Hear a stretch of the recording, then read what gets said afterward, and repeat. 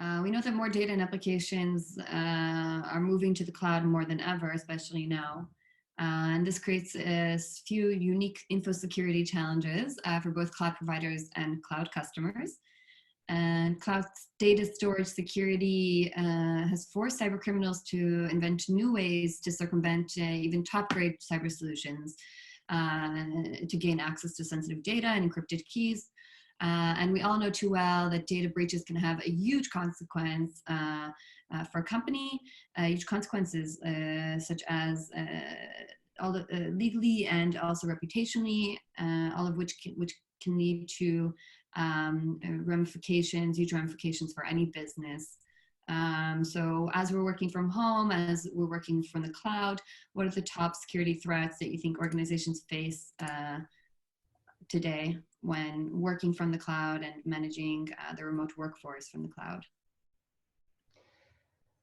So the first one is actually stems from the new regulations of privacy of user data, for example, the European GDPR regulations that essentially require organizations and companies that manage clients' data or private users' data internally in the databases to start protecting everything, encrypting everything all the time, 24/7, at rest inside the cloud, and also when it is used and accessed in a secure way. So this is the major threat that is exists today and wasn't there, I think, 10 years ago, 20 or 15 years ago, when organizations only needed to protect the keys for the encryption, and then to use the data, you get the encrypted data into decrypt it with the protected key, and then use the data in the plain text form internally inside the organization. Today, it's not enough. It needs to be encrypted and protected all the time. And the other part is that the hackers today and hacker groups get extremely sophisticated. Some of them are government deployed, so have huge resources regarding the experience and the knowledge, and also monetary resources.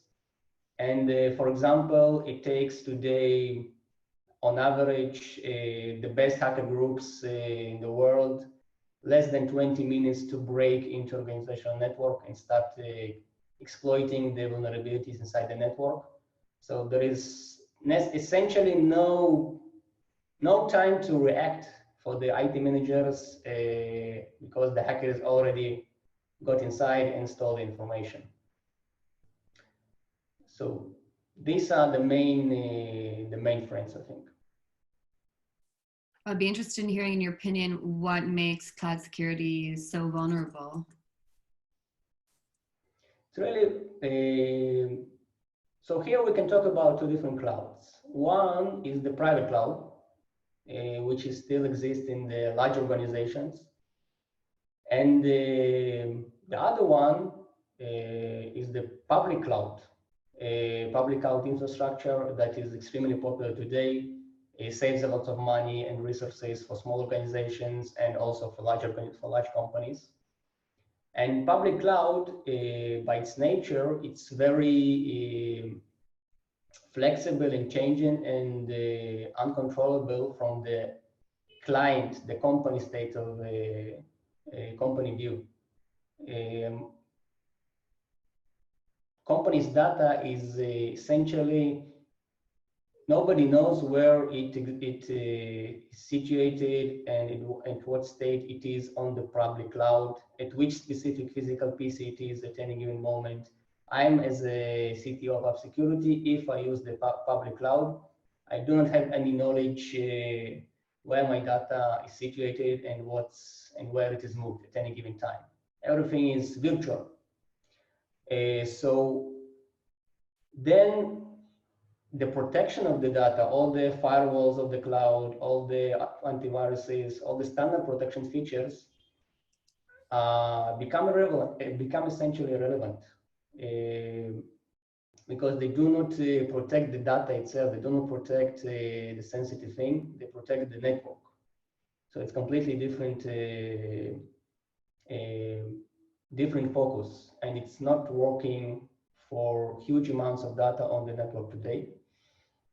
And the second thing is that the data is exposed during use. Like I mentioned before, private keys are secure, but then when I want to access the database, want to analyze the data, to make queries, to make decisions, and to make sales based on the user data, then the data is exposed. So this is an extremely big thing, and also now it's like catch-22 that we are having managing the huge amounts and exponentially growing amounts of data. So either we use software solutions like high throughput software solutions on the cloud that encrypt data and keep it more secure,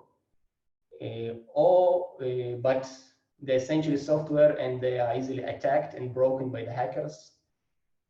Or we use novel algorithms like homomorphic encryption or other types of zero-knowledge algorithms that can protect the data at rest, encrypted, and also enable us to use the data and to access the data while it's encrypted without exposing the actual plain text data itself. But these algorithms are extremely slow. So this is the really, really hard choice today for everyone. Either it's very high security, but it's very slow, or it's very fast, but it's low security and easily hacked.